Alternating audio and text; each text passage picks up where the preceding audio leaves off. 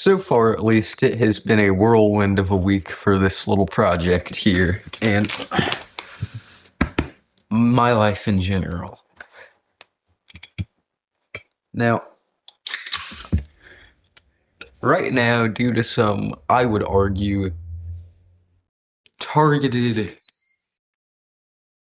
and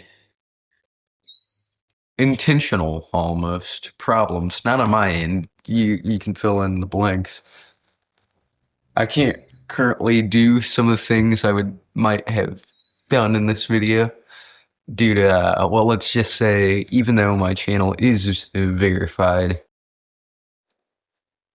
it has been multiple times, for some reason that's won't let me pin comments, and I can't do a video longer than 15 minutes.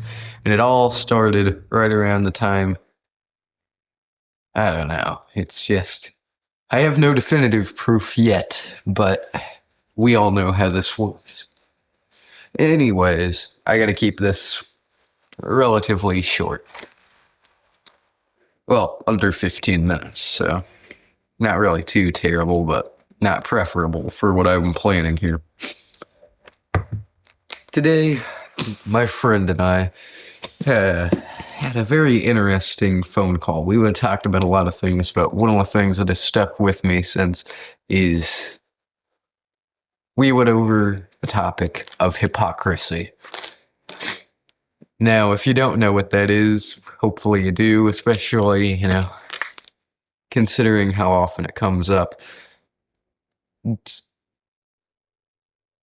is shunning or getting mad at someone for doing something or practicing something and then doing that thing or practicing that thing or giving into that thing yourself. And there are many, many, many people that do it. Many. And we were talking about how it happens in our families, mine, his, and things like that and such. And it happens everywhere, and it happens on scales. You've got really bad, then it's not too terrible. No matter what, it's not good at all, and I hate it. It makes my blood boil. But another tie-in to hypocrisy is double standards. Now, this friend of mine, very intelligent young lad, very intelligent. We've kind of had a confidant type of relationship for the past year and a half, 2 years. And we were discussing that, you might have had this as well. You'll be talking with your family about something, and, even if something is true, let's say I have a legitimate concern, or if something that's genuinely making my life worse or is making me angry or something, that needs addressed. And then they tell me, my family, they tell me, don't worry about it, you're overreacting, or, oh, you're in the wrong, or something along those lines. Or don't let it get to you. And then say a week later, you're kind of listening to them and they're talking about having the same exact situation happen to them. Almost. Because little nuances and subtleties. But almost the exact same situation will happen to them. And they handle it 10 times worse than you did. And most of the time, they don't even address it. That is a prime example of hypocrisy, or things will work one way for one person or a group of people, but then you try to do it that way and suddenly it becomes a problem at that point. Now, I think this boils down to a few things.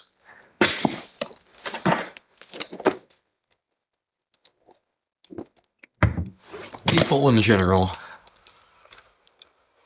we each have our own set of wants and needs, right? And we're going to act in order to get those things. But there's also a side where you just don't screw around. And hypocrisy is essentially it's screwing around with that part of things. Like, what's an example I can list here? I'll just make something up here off the top of my dome. Let's say there's a little boy named Jimmy. Now, Jimmy goes to elementary school. And Jimmy, he's got his scissors and he's got his stuff and he's like in third grade. Who cares? His name's Jimmy Johnson. He's kind of related to a big sandwich mogul. And Jimmy Johnson, he's going to elementary school and he shows up, right? And he takes his scissors and he starts taking a bunch of notebook paper from his desk and he starts cutting it into little strips and, doing stuff with it, right? And the teacher walks into the room, sees him doing this, and immediately shuts him down and gets mad at him, makes him go sit in the corner, maybe even sends him out of the room or calls her parents, some type of overreaction. And, Jimmy is not allowed to do this. But then the very, very next day, Jimmy walks into the room and there's the teacher's pet, Mark, sitting in the corner, cutting his pieces of notebook paper into strips. And then the teacher walks over to him and talks about, and basically just, she was a second away from kissing his feet. Tells him how creative and artistic he is and how proud she is of him and how she's going to call his parents about how great his behavior is and how bright he is. We have all had something like that happen, and I swear to God, you're not telling me that you weren't at least... I'm not saying you let it get the best of you, because you shouldn't, but it had an effect on you when it happened. I mean, that's just the way these things go. Let me make sure we're doing good on time. All right, I got a little less than 8 minutes here. Now, me and my friend, we talked about how, generally, this might not have gone exactly how it went in the phone call, but my thing is, I feel like often in a family, you get to a point where certain people, just because they have a certain number for an age and a certain title, just an arbitrary title,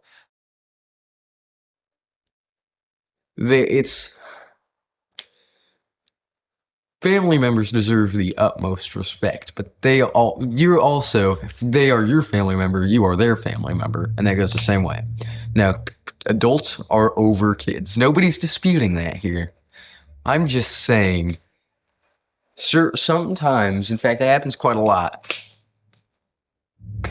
whether it be your parents, your grandparents, your aunt and uncle, whoever it is that's close to you, will they'll do something where they'll take advantage of you. They'll basically do something wrong to you in one way or another, or say something that's, or degrade you, basically. Any number of disrespectful, rude things you can think of, whatever, everyday things. Sometimes, it's just, you confront them about it, and obviously it's going to be something you're passionate about. You confront them about it. And as soon as they realize that they are wrong, well, they probably knew all along, but they don't care. They see either that or they have just a warped sense of how a family dynamic works and how these rules, the rules basically bend to them because they're, you confront them about it and it's like, oh, I've been walking this earth 40 something or whatever number of years that's more than yours, and I've never been wrong once, and I could never do that. You're making this up, you. And, they'll get mad at you. It'll usually be much more dramatic than what's shown here, but, it'll be a whole fight or argument. And suddenly, just because somebody has the title of aunt, uncle, mom, dad, or whatever, and they have a certain age that happens to be higher than yours, it's a matter of mutual respect. It's a two-way street. This is not a do as I say, not as I do thing. If you want me to take you seriously, number one, don't overreact to things that aren't even a problem. But also, just practice what you preach. But I digress. I think it just gets to a point where you have to say, I'm cutting my losses. I respect these people, and sometimes you still even love them to death, but you just gotta say, I've seen this movie before, and I'm not a big fan of the ending, And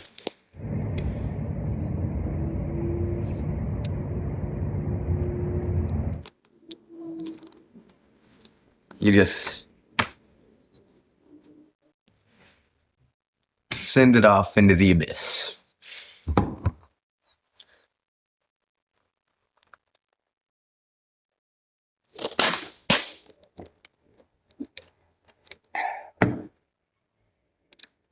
Man, my life has been pretty weird lately.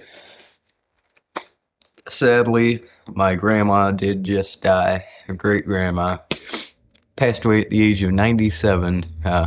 So I've got to go to her funeral this upcoming Monday. Funerals are interesting. You never know what to say, people. You never do. You either offend them by talking too much about the obvious thing that happened, or if you talk about anything else or smile or do anything wrong, it's somebody whips out a pitchfork and it's stabbing time, It's just... That's why my solution is, as long as I think I'm in the right and feel it, it's more a matter of knowing, but you gotta set yourself some codes, and you know what's right and wrong. Don't care. Just don't care. You know you're right. So just other people can do what they want. But funerals make that complicated because obviously everyone's grieving, everyone's this. And, it's... The death of a family member is, for good reason, a touchy subject, generally. And only a fool speaks when he has nothing to say, so... But oftentimes, when you do have something to say, you feel that you can't, or you shouldn't. I used to have that, but not anymore now. I say, as long as I feel justified, I say what I want to say, and whatever happens, that's their problem. They can't confront the truth. Up theirs, kind of deal. But anyway, once again, I digress.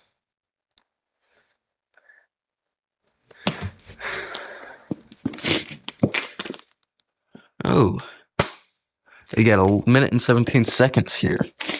No, less than. But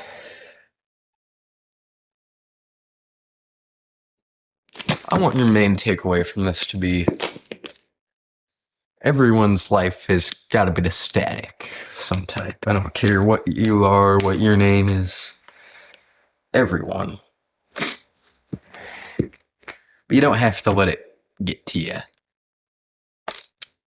It's like the myth of Sisyphus. You gotta keep pushing that rock up the hill.